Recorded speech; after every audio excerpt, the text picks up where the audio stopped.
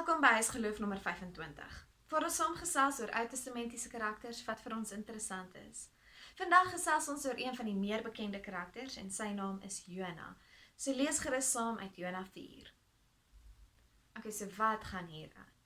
Jona word vertel dat God hom stuur na Ninive. God het gesien dat die mense van Ninive die verkeerde dinge doen, en so Jona word gestuur om vir hulle te sê dat hulle moet ophou om hierdie dinge te doen, en dat God nog steeds lief is vir hulle, dat God nog steeds in 'n verhouding met hulle wil staan, en dat God hulle sal vergewe. Jona hou niks hiervan nie. Hy voel nie die mense van Ninive verdien het nie. So, hy gaan in letterlik die teenoorgestelde rigting, na Tarsis toe.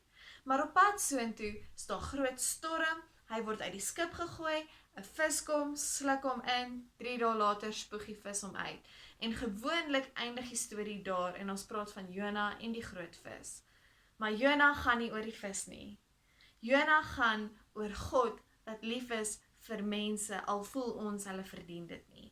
En dan wanneer Jona op die ou einde kwaad is, wanneer hy sit onder die komkommerplant en hy is mislik en kwaad, want God het mense lief al verdien hulle dit nie, het God die laaste woord deur te sê, hoekom kan ek nie lief wees en genadig wees teenoor my eie mense nie?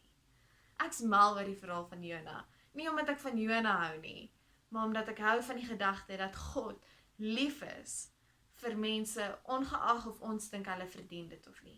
So gesels dalk bietjie saam. Kan jy dink aan mense wie jy voel God dalk lief het, en dan dink jy, ek weet daarom nie of hulle dit verdien nie. En hoe kan die storie van Jona ons help om anders te kyk na mense?